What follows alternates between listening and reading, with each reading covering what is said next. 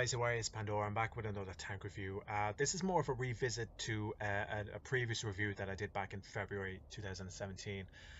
This is a revisit of the Blaze WZ135 GFT. Now you might ask why the hell I'm doing this. Last time I did the review was back in 3.6 and the tank actually got a buff in 3.7. Back in February I did say that I would do a second part to the review, so I thought I'd do it and get it out of the way. So you might remember the tank got released as part of the New Moon event. This and the Glacial were two special event tanks that were released. 3.7, this tank got a buff to the gun handling and also the reload stats also changed. Before going any further, because the previous review was before 3.8, I wanted to give a bit of an update with regards to my equipment. This is what I currently load the tank out with. I think this makes sense for this tank. For all other purposes, I'm not going to go too much in depth when it comes to the actual tank. I'm going to include the link to the first review in the description of this review. Without further ado, I'm going to get into a couple of games. I'm going to just talk you through where I think the tank has improved and what it does well, if it does anything well at all. Okay, so straight into the games. The first game is a game of Supremacy. We're on Castilla, and it's mostly a tier 7 game. We've spawned on the north side, so I'm gonna just take you through a commentary of the game, what it does, what I think the tank does well and what it doesn't do well. As I said, the gun got a buff when it comes to the gun handling. The gun now feels very Russian. It's a 122mm gun. There's plus and against that. I personally like those kind of guns. So you can see here we've spawned on the north side. I'm taking up residency here in a very well known sniping spot. Just waiting for some of the reds to roll into C. But as I was saying, you can see the gun, you do have to let the gun aim in. You can see the reload there is 10.9 seconds. It used to be 12.2, I believe. So the first red rolls out. It's a Hellcat, put a shot in, and as you can see, it's a 400 alpha gun. It's pretty handy when it's actually hitting shots. But like I said, you have to let the gun aim in. So we can see the first red there. He's taking shots. Job well done. Put him down. There's another AMX who's up there. As you can see, he was pulling back there, but I was letting the gun aim in, and I put a very good shot into him. They're capturing C. So I'm gonna take advantage of this spot here. I'm going to use the camouflage off the tree, and this is the good thing about this tank. It does have a turret, so you're not killing your camo every time you turn the turret, which is a handy thing to have. Try and put a shot in there in the Tiger P and it just doesn't happen. I catch the wrong side of him. That armor is quite trollish at tier 7. Rolling up, I haven't been spotted at this point, so I'm putting in free shots, waiting for the AMX to pop out. Tiger P, it's not happening. Don't have any shots here, but this is a pretty good position because I'm using the camouflage here of this tree. Waiting for the AMX to pop out again. He's taking shots. Team is doing well. They have got the C cap. We've got the A cap, so there's some action going on the right hand side of my screen. The T-43 doesn't see me, and he does see me now. I managed to put a shot in on him, but he manages to put a shot in on me. And this is where I'm kind of just really deciding what's the next plan of action here. These guys in front of me really aren't giving me shots. I get spotted again, and this is when I notice some of the reds coming up through the riverbed here. So I'm going to try and move over here, try and put some shots in here just to try and protect my team on this side here. See two tanks that are lit up at the moment, and this is where the IS gets spotted. Put a shot in on him. He wasn't looking at me, so you can see that was a high roll. We lose sound here actually. The iOS recorder, sometimes it loses sound, so I do apologize in advance. Rolling back down, trying to put more shots into this IS. He noticed me at this point. I do take a shot, put one in though. Just waiting for the reload to... he's also waiting for the reload as well. And that's where we lose sound. Just waiting to see if I can get any shots. And I'm trying to make the most out of this turret. So the turret can move, but in saying that, sometimes, let's just put it that way, I did point out some issues with that in the very first review that I did back in February. I'll probably talk about that at a later point. Just looking for shots here on the hill, not getting them. Those guys are dead. And we're doing pretty well. We've only lost 2 tanks here. They've lost 4, so we're clearly in the lead. KV-1S has moved down to try and support the shots here on these two reds. Moving down, moving down. Here's the IS, managed to finish him off. Just peeling back here. Don't want to give this Tiger P any shots on me, so I roll down. Now this is where the tank can struggle sometimes. It's a little bit slow when it comes to traverse, but I do well to get a shot in on him, but I do take a shot at the same time, and the KV-1S manages to finish him off. So I point out here that I'm going to go for the C cap. They've got one cap, we've got two. We're in a very comfortable position here. It's only the T-43 who's left. Rolling up towards the C cap, but one of our greens goes down. There's nothing like someone who runs in to try and get a kill and dies. And this is supremacy. You have to stay alive. It just really annoys me that. But just sizing up the shot here now. Probably haven't sized it up enough. You have to kind of... I don't take a shot there, which I do pretty well. The traverse on this tank is really, really poor. You could see it there. It moves and then moves again. This SP1C gets in my way, which is another pet peeve that I have, but managed to bounce a shot from the T-43. SP1C was going all in, sets him on fire. I'm just trying to get around there to try and get the last shot, but it's not necessary. The AMX finishes him off. So all in all, not a bad game. That's how you really need to play that tank. You need to play it as a supporting second line tank. There's the results sheet afterwards. It's 3.1 in damage, first class, high caliber, and a Confederate medal. So on to the second game. And this is a game on the latest map that was introduced in 4.2, Naval Frontier. It's a nice little map, very, very dynamic. Lots of hills, lots of rolling hills. We've spawned on the southwest side. And it is a tier 8 game. Now this tank, it's very capable of competing at tier 8 because it's got the 122mm gun. You're able to definitely be effective against a lot of the tier 8 tanks. You do have to be careful with some of the ISs, IS-3s, your IS-6s, your IS-3 defenders, and of course your IS-5s.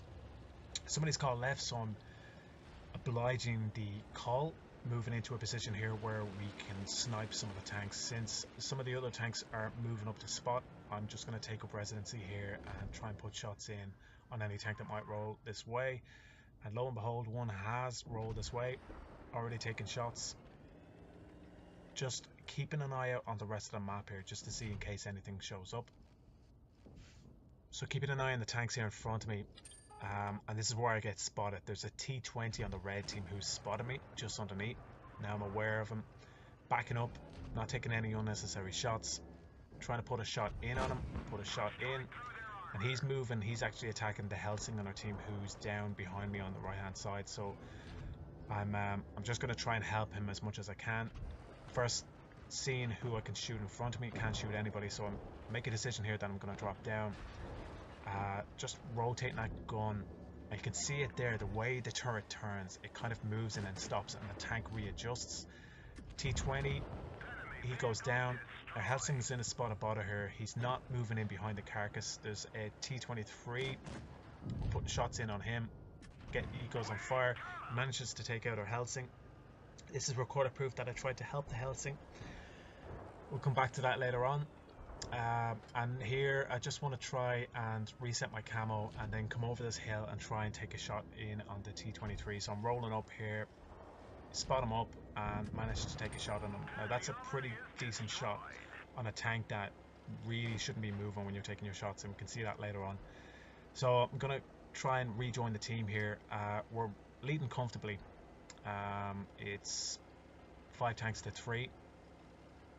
So I'm just trying to get back to where I can put shots in on the reds. Here's the Tiger P. Just waiting for that aim to move in, put a good shot in. There's a bit of a low roll. Get spotted again. Just need to reload really. And I'm gonna push in around the back of this. There's an STA there who's been holding on to the back of their spawn point. So I'm gonna take some time here to run up behind them. Still comfortably winning. It's 5-2. Coming in around, you can see the traverse speed is really, really poor on corners. Like, the tank moves really, really well. The pickup is a little bit slow, but when it gets up to speed, it gets up to about 50 kilometers an hour. But when it comes to traverse, it's really, really bad. So I've come around here on their flank, see the STA, trying to put a shot in here. Now I slow it down because hindsight, and I hate to give a spoiler alert, but that is the shot that possibly loses the game for us, believe it or not. You're thinking, how can they move, how can they mess this up? Well, it's now 3-2. STA finishes off the one of the greens, put a shot in there. Now he messes up there on that turn. I was lucky enough to get the shot in on him there. It's 2 against 2. They're all focusing on my other teammate. Put another shot in, and I don't get the roll that I was looking for there. And there goes the last teammate. Now I'm full health, 950 hit points, and I go gun-ho here over the hill. It's this mutant goose thing. Change to Pramo, try and put a shot in there, and I kind of hesitated. Messed that shot up big time, and I roll back way too far here, giving a shot to the STA. He gets his shot in. This mutant duck goose thing gets his shot in, and I am dead. And that's how you mess up. There's the Helsing. He's going to report me after this game. He actually does report me after this game. 2.4 damage, killed 2.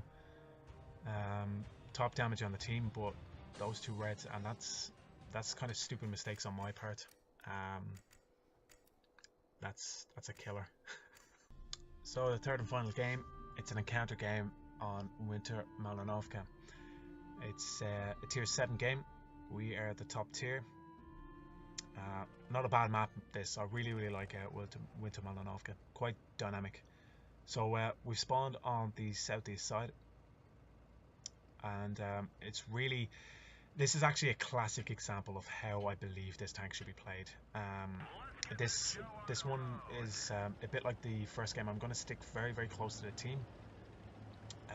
The second game I went a little bit rogue, but in this game I'm actually going to stick close to the team, try and support them as a second line tank.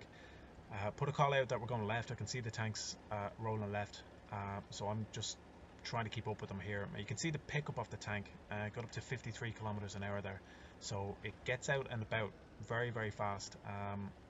Just looking to see if there's any reds that are spotted. The team is so far ahead of me that if there was any reds we would have spotted them. So just rolling up here to see if we can put any shots in. There's an M4E2. This is where we lose sound again, so I do apologize, and I'm just trying to get my tank into a position where I can put some fire in on the enemy reds. This M4E2, he's isolated, so it makes sense to try and take this guy out the first. Rolling in, trying to get in and around him. He's already taken shots at this point, taking more shots, and here you can see the tank just traversing. Look at the gun. It almost looks like it's in slow motion, but that's how the gun moves. It's great when you finally get it on the target, but situations like that where you're going in a wide arc or turning in a wide arc, it's quite tricky. So I managed to get rid of him, first kill. I'm just considering my options here, trying to see who I can put shots in on. There's an AMX in there. I don't have a shot there, so I need to move. This is one of those tanks that you just really can't sit at the back. It's got a 122mm gun, so it's not the best for trying to snipe from far distances. So medium to short range if possible. Rolling up here, you can see the pickup of the tank. Like it's very quick, gets out very fast. You can see the AMX, and put a big shot into the side there for 400 alpha, and that's a classic example of how well this tank really works when you work with the team. I didn't get the kill shot there, but I put in a big 400 alpha shot, and that really helps trying to get rid of tanks very quickly, and that's what I think this tank can do pretty well. So onto the next tank, it's the J-Pan. Now I got a bit of a low roll on that shot. He's not moving, and he does decide to move in the end. He's still taking shots and just trying to get that last shot. I didn't really let that one aim in all the way. Managed to kill. So that's really just a classic example of how well this gun actually handles. You can see the Kuro is in there. He's in a world of trouble here, just trying to support the team. Put a big alpha shot for 431 in, and he's trying to hit me now. He's turned his focus towards me, just using the carcass here. Pull back, and now that he's in front of me, I get to put the shot in, and no issues there. I could see the Drac is taking shots here, so I'm going to try and push right across. You can see the Helsing is spotted, trying to spot that second red. Pop up here, spot the LTTB. Can I get a shot in? Yeah, managed to get a shot. I do take a shot.